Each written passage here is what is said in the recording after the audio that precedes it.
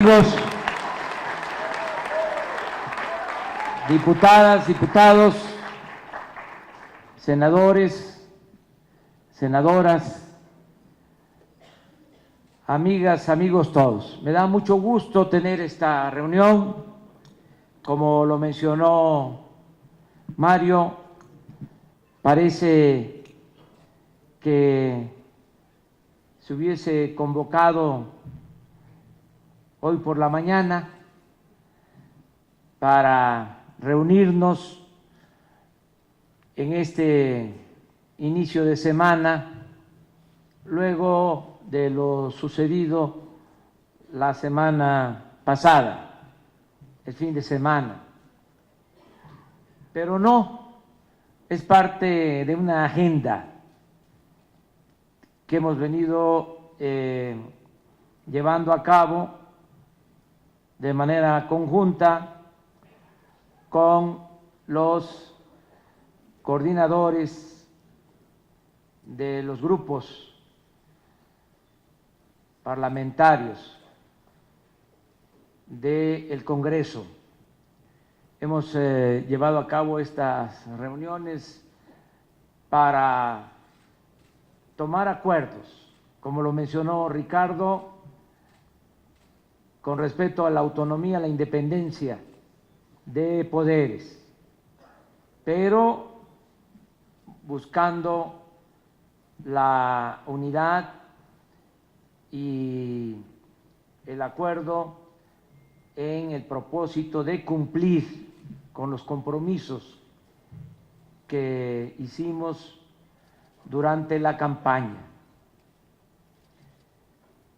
Hablamos en la campaña, no se debe de olvidar, de que era importante triunfar, ganar la presidencia, pero que se necesitaba también tener mayoría en la Cámara de Diputados y en la Cámara de Senadores. ¿Sí se acuerdan, verdad? Y la gente, el pueblo, que tiene un instinto certero, el pueblo que está muy avispado, sabio, entendió el significado del llamamiento que se hizo, de la convocatoria, y el resultado fue que se ganó la presidencia y que también tenemos mayoría en la Cámara de Diputados y en la Cámara de Senadores. Y esto limpió el camino, desbrozó el camino hacia la transformación. Es muy importante el que actuemos de manera conjunta, con la unidad que nos ha caracterizado en los últimos tiempos. Han habido en la historia del país, lo sabemos, pero no está de más repetirlo, 3 grandes transformaciones: la independencia, que se puede resumir en 2 palabras: justicia y soberanía. No se debe de olvidar que en el movimiento de independencia se proclamó la abolición de la esclavitud y al mismo tiempo se luchó para que nuestro país se convirtiera en una patria libre, independiente, soberana. 2 grandes propósitos: la justicia y la soberanía de nuestra nación. En la segunda transformación, en el movimiento de reforma, se luchó por la separación del Estado y de la Iglesia, con el principio universal de que al César lo que es del César y a Dios lo que es de Dios. Se luchó por eso, para que se respetara al poder civil, para que formáramos parte de una república. Y se reafirmó con ese movimiento también nuestra soberanía, porque los conservadores de ese entonces, cuando se sintieron derrotados, fueron capaces de ir al extranjero a buscar a un príncipe, como 10 años antes lo había hecho un grupo que fue en busca de Santana al extranjero para que regresara al gobierno, para mantener los fueros y los privilegios. Por eso nos invadieron en la época de la Reforma, pero se restauró la República y se logró la segunda independencia de México. La tercera transformación fue la Revolución, y lo mismo se puede sintetizar, resumir en 2 palabras: democracia y justicia. Se luchó en contra de la dictadura porfirista, por eso la importancia del movimiento encabezado por Madero,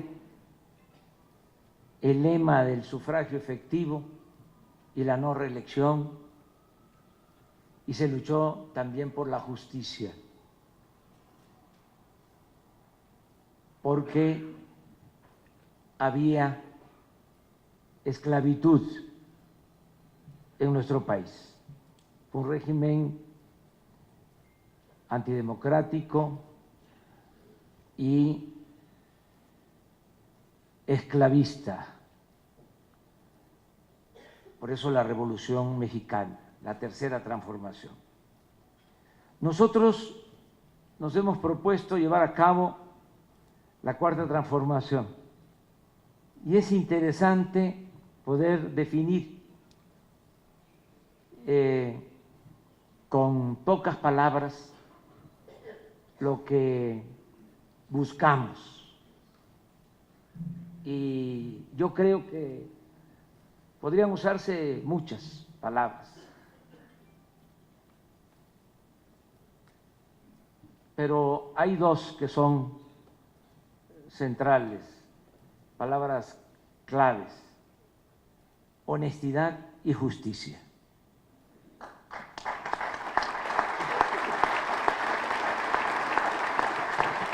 Eso es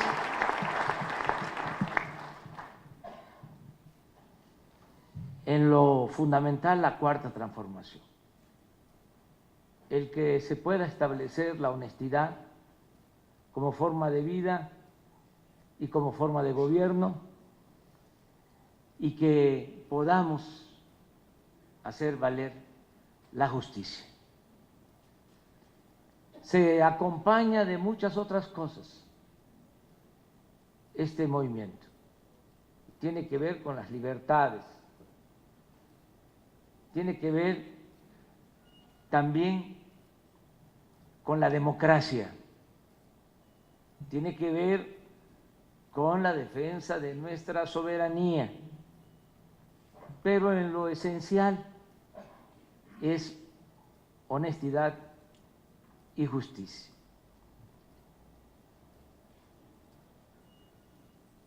Cuando estábamos en campaña, hablamos de que teníamos una fórmula sencilla para enfrentar los grandes y graves problemas nacionales. Hablamos de que esa fórmula era erradicar la corrupción, gobernar con austeridad y con lo obtenido, con lo ahorrado, por no permitir la corrupción, por no permitir los lujos en el gobierno,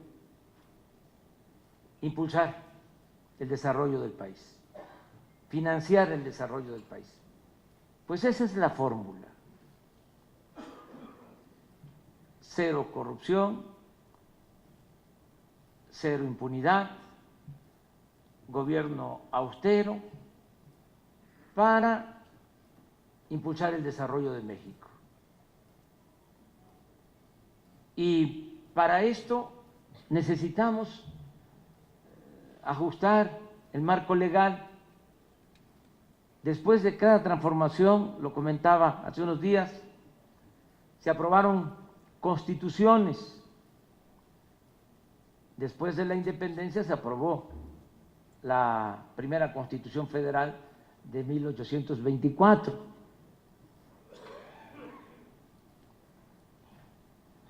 Se elige al primer presidente de la República independiente, la Guadalupe Victoria, de 1824 a 1828. No fue fácil, fue el único presidente que pudo terminar su periodo de gobierno. Después hubo mucha inestabilidad y surgió el conservadurismo, el centralismo, y se volvió a tener una constitución federal después del movimiento de reforma, en 1857. Y lo mismo, luego de la revolución iniciada en 1910, se aprueba la Constitución de 1917, que es vigente hasta nuestros tiempos. Entonces, correspondería, si estamos hablando de la Cuarta Transformación, a convocar a una nueva Constitución, pero no lo consideramos necesario, porque podemos hacer a la Constitución vigente, aprobada en 1917, las reformas necesarias para llevar a cabo la Cuarta Transformación de la vida pública del país. De modo que eso es lo que ustedes están haciendo, la reforma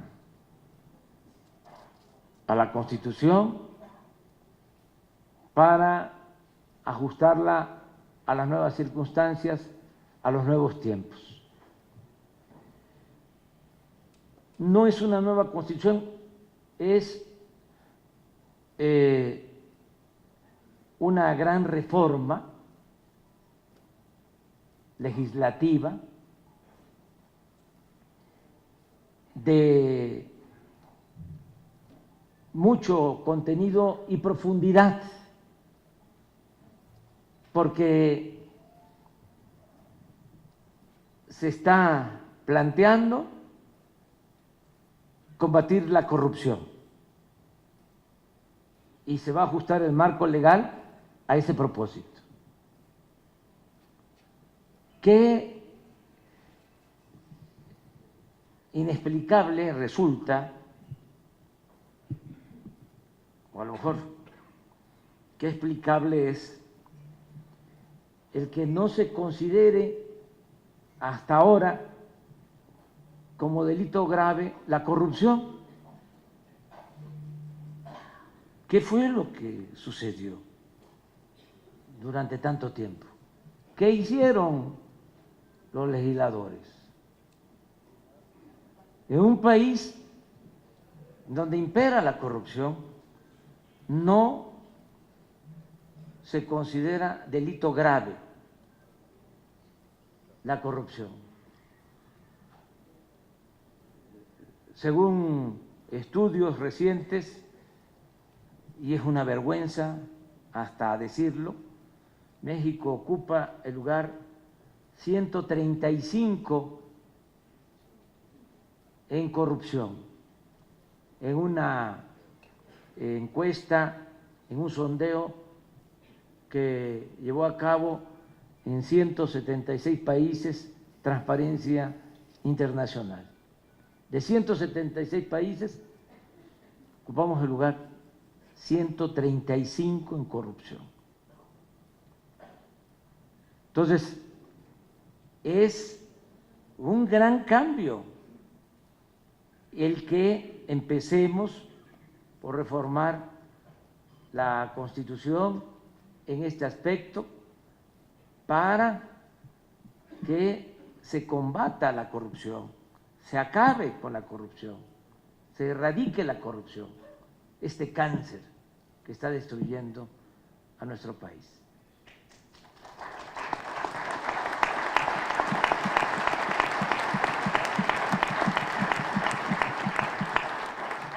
Es importantísimo lo que se está haciendo. Lo mismo, es muy importante terminar con la impunidad. Lo que ustedes están impulsando en las cámaras. Miren, el presidente de la República, desde la Constitución de 1857, no puede ser juzgado por delitos de corrupción.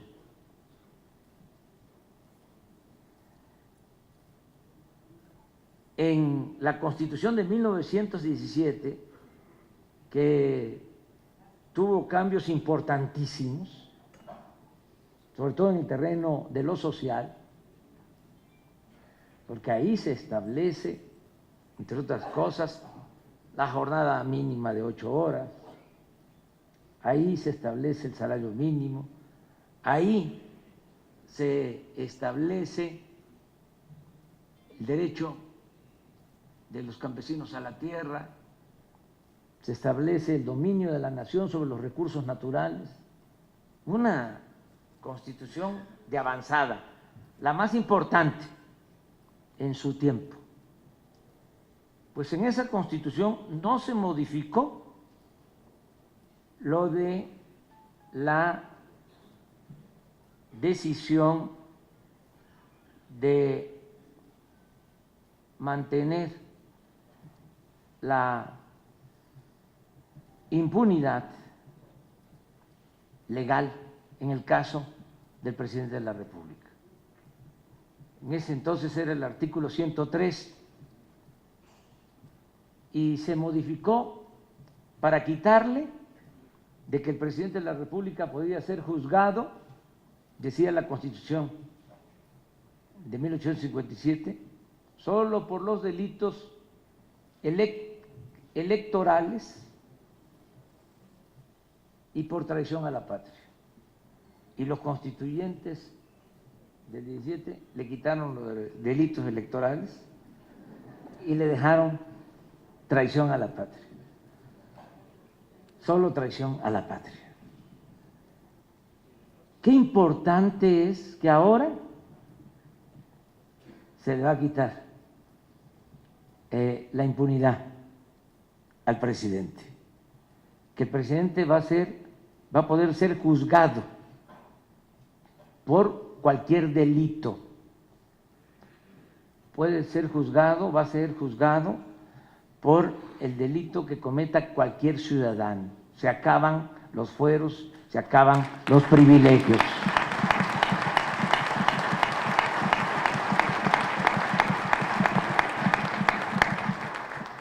Terminar con los privilegios es un gran avance, es combatir la corrupción, acabar con la impunidad fin a fueros y privilegios. Otro importante avance, el de llevar a la práctica la democracia participativa.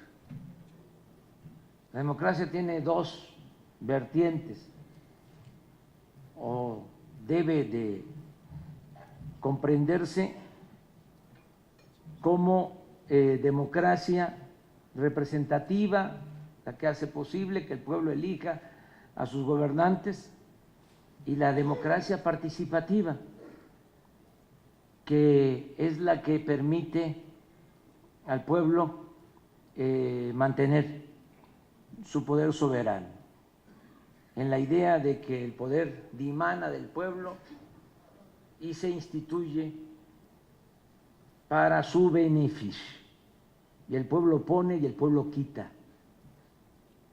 Esa es la democracia.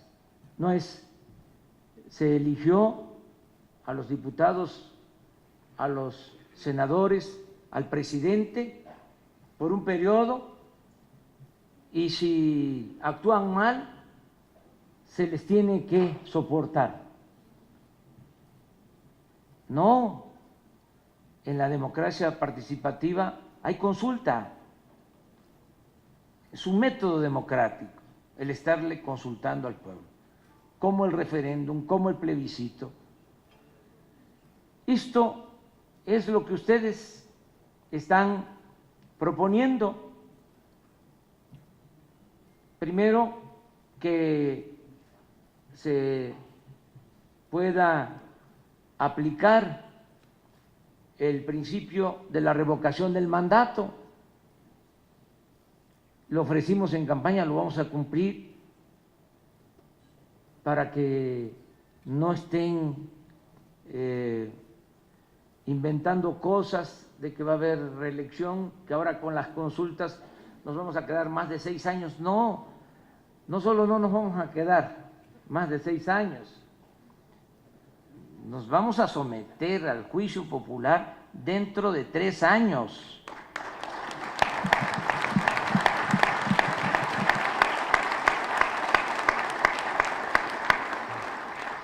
En 3 años se va a consultar a los ciudadanos: ¿quieres que siga el presidente o que renuncie?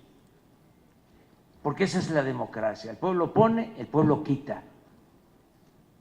Y eso es un gran avance en los cambios legislativos, en las reformas legislativas. Y lo mismo, modificar el artículo 35 de la Constitución para facilitar las consultas, que no suceda como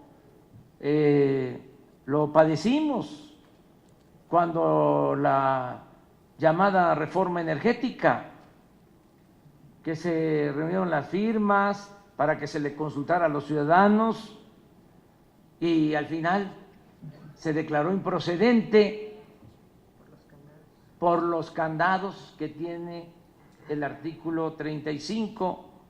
Hay que quitar todos esos candados y que los ciudadanos puedan solicitar que se consulte cada vez que sea necesario, sin límites. No hay que tenerle miedo al pueblo.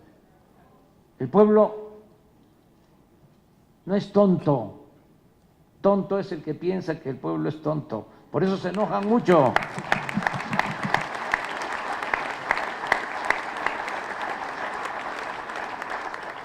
Es un gran avance. Revocación del mandato, consultas para lo fundamental. Y esto tiene que ver con las democracias consolidadas, tiene que ver con lo que se lleva a cabo en otros países. En Francia hubo una consulta sobre un nuevo aeropuerto, y así